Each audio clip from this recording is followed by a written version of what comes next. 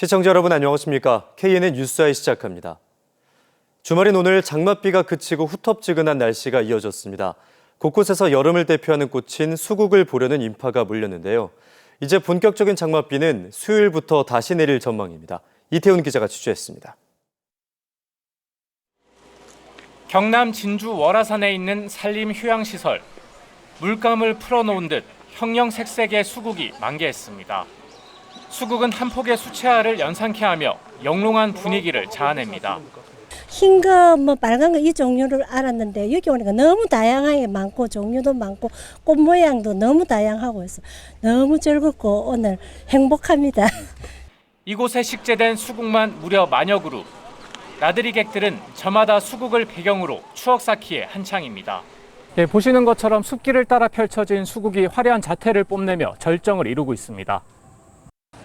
무더운 날씨지만 나들이 객들은 자연과 정원이 어우러진 숲길을 따라 걸으며 여름의 정취를 느껴봅니다. 아니 아까 소나기 한번 내리고 나니까 수국 보기가 딱 좋았던 것 같아요. 근데 오늘 예쁜 가족 사진 많이 찍었어요. 수국과 함께 펼쳐진 월화산 정원 박람회에도 나들이 객들의 발길이 이어졌습니다.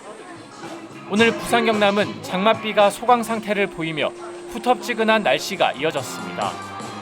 지금까지 거제 93.7mm, 지리산 86mm, 부산 가덕도 49mm 등 부산 경남 전역에 제법 많은 비가 내렸습니다. 기상청은 내일 경남 내륙에 비가 내리겠고 본격적인 장맛비는 오는 26일부터 다시 내릴 것으로 전망했습니다. KNN 이태훈입니다. 5년 전 김해의 한 초등학교에서 방화 셔터가 오작동하면서 초등학생 한 명이 크게 다쳤습니다. 사고 책임을 놓고 행정직 공무원과 학교장들의 갈등이 아직도 이어지고 있는데요. 세부 규정 마련이 여전히 시급합니다. 최한솔 기자가 취재했습니다. 경남 교육노조 조합원 1000여 명이 교육청 앞에 모였습니다. 학교에서 발생하는 안전사고의 최종 책임자를 학교장으로 규정해야 한다는 요구입니다. 등교와 하교 시간을 포함해 학교에서 발생하는 학생 소방 안전 책임은 누구이고 학교 시설물 관리에 관한 최종 책임은 누구이며 문제가 불거진 것은 지난 2019년 김해 영운초에서 방화 셔터에 목이 끼인 초등학생 한 명이 뇌를 다치고 당시 학교 행정실장이 대법원 처벌을 받았습니다.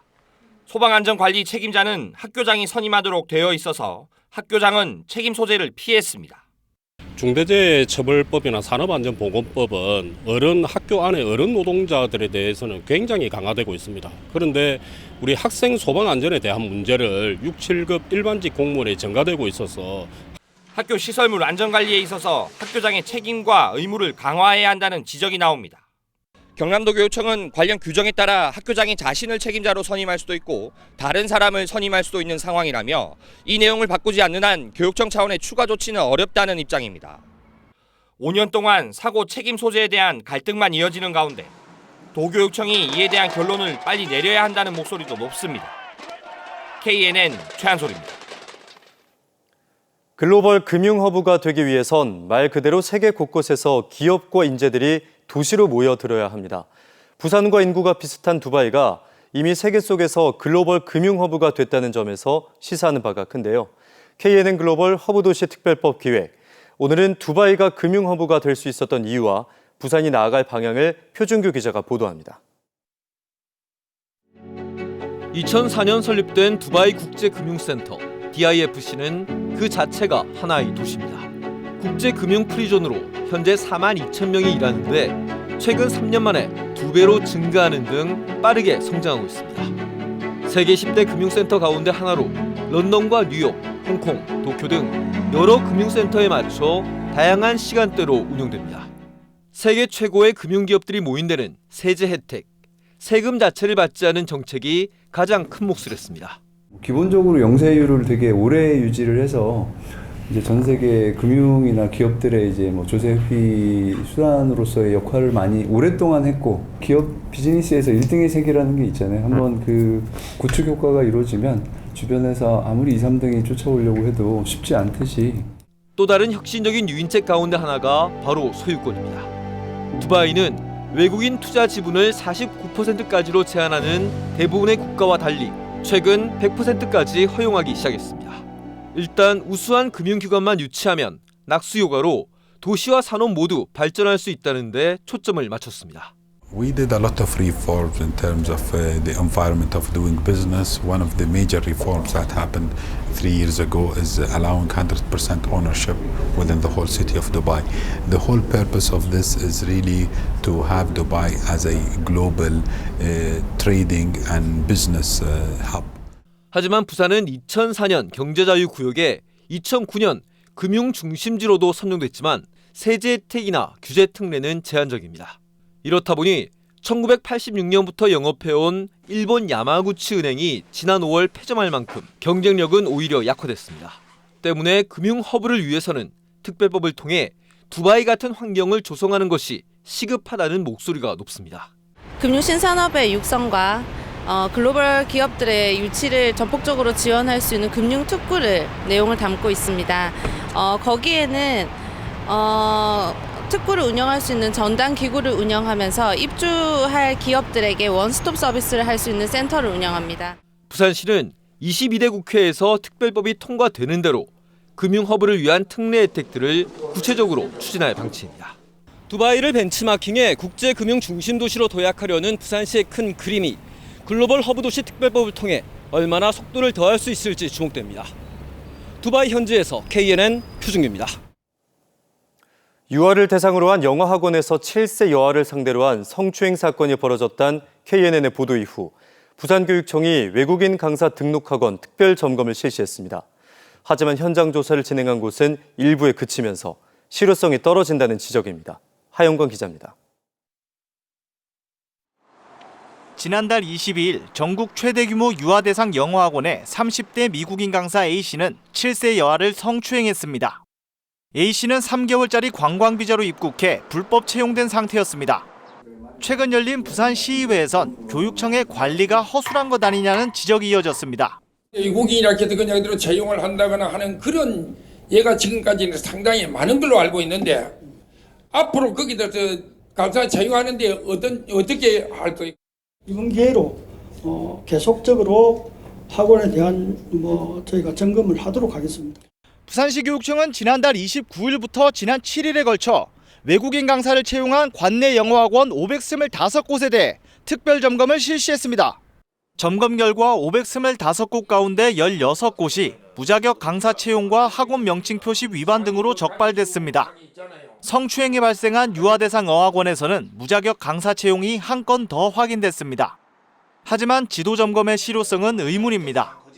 이번 특별점검 대상 영어학원 525곳 가운데 실제 현장 조사를 나간 곳은 161곳에 불과하고 나머지는 서면 조사를 한 겁니다. 인력도 모자라고 또 전문성도 없고 이것만 가지고 점검하는 점검반이 따로 지역 교육청마다 있는 것도 모르지만 없어요. 그리고 수사권이 있는 사람 대동해서 나갈 수 있는 그런 법이 절대적으로 필요하다.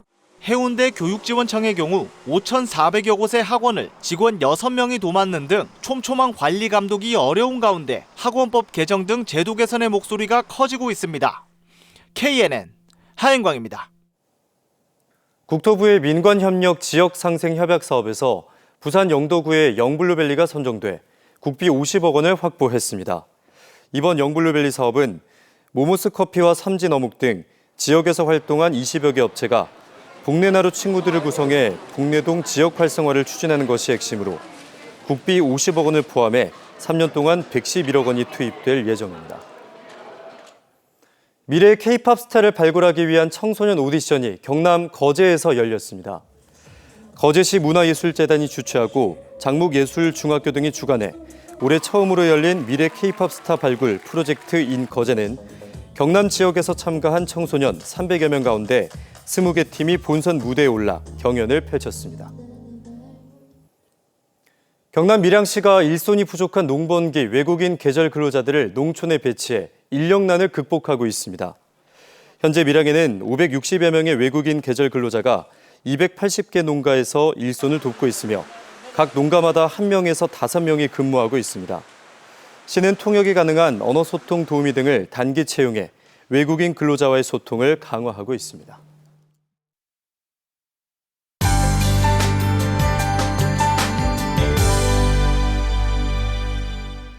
정체전선은 제주도 남쪽 먼 해상으로 물러갔습니다. 다만 내일 경남 내륙에는 가끔 비가 내리겠는데요.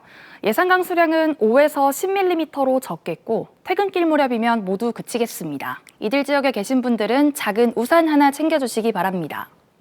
내일도 한낮에는 오늘만큼 기온이 오르겠습니다.